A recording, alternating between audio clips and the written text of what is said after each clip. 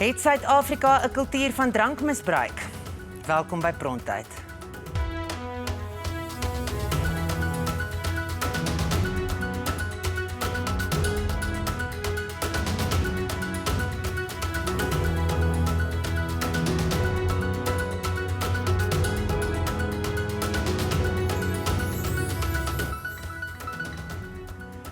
Dis parstyd in die wynlande en die verbod op die verkoop van alkohol is onlangs weer opgehef. Minister Bekkie Cele het onlangs gewens alkohol kan permanent verbied word, terwyl Fikile Mbalula, minister van vervoer, wetgewing wil wysig sodat die bloedalkoholvlak van bestuurders 0% is. Slegs sowat 1/3 van Suid-Afrikaners gebruik alkohol. Tog is alkoholverwante misdaad soos geslagsgeweld, moord, poging tot moord en huishoudelike geweld 'n enorme probleem in Suid-Afrika. Die geskiedenis wys egter om alkohol te verbied werk nie. Wat is die effek van alkoholmisbruik en wat is die oplossings? By my in die ateljee om hieroor te gesels is advokaat Mias Schreuder, die regsverteenwoordiger van 'n klomp wynplase. Hulle het die regering hof toe gevat oor die alkoholverbod. En Maurice Smithers, direkteur van die Southern African Alcohol Policy Alliance, oftewel Saapa, sluit via Skype by my aan. Hallo julle. Hi Mias. Good evening. Maurice, I'm just going to start with you. Can you, just for the viewers' sake, unpack the alcohol problem in South Africa? You've done so much research about this. Yes, thank you. And I'm sorry, my Afrikaans is a bit rusty these days, so I will speak English.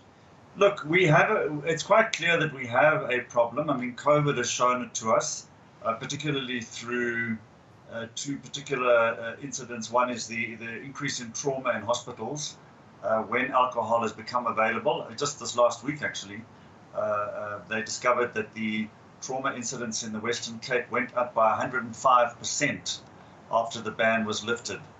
And the other thing is, of course, that alcohol can spread the virus.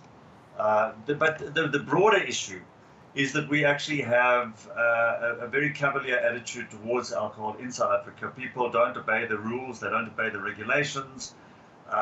The situation is bedeviled by poor enforcement at times and also by corruption, as we know.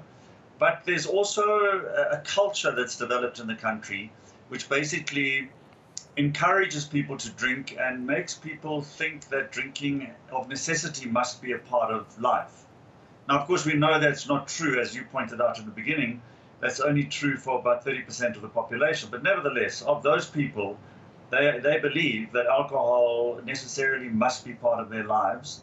And so we believe that what we really need to do is to try and work towards reducing alcohol-related harm, identifying the causes of this harm and the causes of the challenges around alcohol, and work towards creating an alcohol-safe country, not an alcohol-free country. We don't support bans per se, except in very extreme circumstances. Generally speaking, we would like an alcohol-safe South Africa. Mias, is hierdie vir julle problematies of stem jy saam? En dan moet jy nou vir my verduidelik presies waar julle trek met die hofsaake. Ja, Kabous, ons invalshoek is vanuit die hoek van die wynboere, die wynplase en spesifiek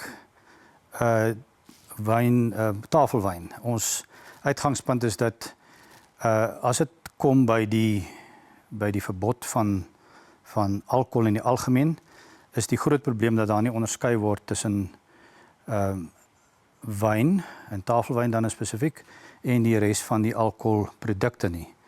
So as ons luister na wat Maurice die probleem wat hy uitlig, wat ek dink in beginsel niemand van ons 'n probleem mee het nie, ons verstaan dit, is ons uitgangspunt net weer eens beklemtoon dat ons moet gaan kyk wat is die effek indien enige van tafelwyn of wyn in die algemeen se misbruik indien nie op die verspreiding van COVID en ook op die oorbelading van die hospitaalstelsel of die gesondheidsstelsel. So ons het van die begin af gesê dat daar moet hierdie onderskeid getref word. ek weet Maurice praat weier oor die kwessie van alkoholmisbruik as net miskien die pandemie. Maar weer eens, die oplossing lê nie daarin om al alkohol te verbied nie. Ja, maar hulle wil dit ook nie verbied nie, nê? Ja, ek weet hulle wil ook ek praat dan spesifiek ook van in die COVID tyd en die pandemiese se effek en die vlae wat kom van tyd tot tyd met die gevolg dat ons Ja, ek wil net onderbreek en vir jou vra, kry julle soms kritiek dat dit 'n baie elitistiese ding is om te doen of dat julle alleen staan en dat julle nou net nie julleself omsien, maar daar's natuurlik baie ekonomiese meriete daarin. Ja, kyk, daar mag 'n siening wees dat tafelwyn wat miskien in die algemeen duurder is en dat dit net vir sekere mense beskore is om te kan koop, dat dit as dit uitgesluit word uit enige verbod, dan bevoordeel dit 'n sekere groepie. Ek dink dat my kliënte enige wynplase vandag het verskillende kategorieë van produkte. Hulle het die baie duur produkte, wyne wat pryse wen, en dan het hulle weer wyne vir meer algemene man in die straat. So hulle wil alles behalwe hulle produk verhef tot 'n elitistiese produk. Maar dis interessant want in julle bedryf is daar nie soveel trauma nie. Dis wat julle beweer. Nou wil ek net vir Maurice vra. Maurice, do you think the fact that wine is more expensive is perhaps why you don't see as many trauma patients that drink wine? Well, I'm not sure if that's entirely true. You know, I have two experiences of the Western Cape from the 1970s. The one is that I worked in Critical Care Hospital for a while, and I saw many trauma cases coming into that hospital of people who were seriously drunk and had been drinking wine. Secondly, I lived on a farm in Achterpaal for a while, and there the DOP system was in place still, and we know actually the DOP system is still in place, unfortunately, even now, though it's been banned. And the DOP system was basically based on cheap wine. So, you know, which we used to be as white farmers were able to go and buy a 25 litre of cheap white wine, which was then given to the farm workers in lieu of wages. And it was such an iniquitous system that when we tried to stop it because we didn't approve of it, the farm workers themselves were unhappy because they couldn't, even if we paid them more money, we couldn't pay them the value that they could have got out, you know, the same money that they so they could go and buy wine, because they couldn't go and buy that cheap wine.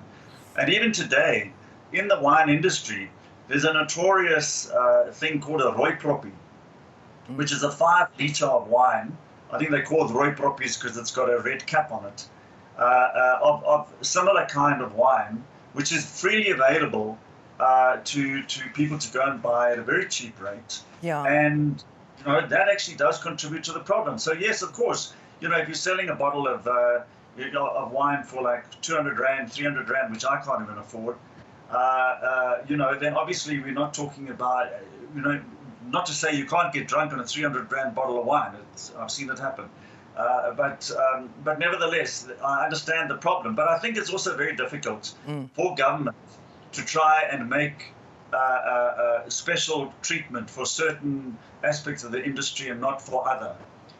So I think that, you know, otherwise it starts to look like it's discriminating against particular sections of the community, particular sections of the population, and clearly in this instance it would be poorer sections of the population if you're talking about a product that only rich people can buy. So yeah, I think it's a bit more complex than perhaps than is being suggested.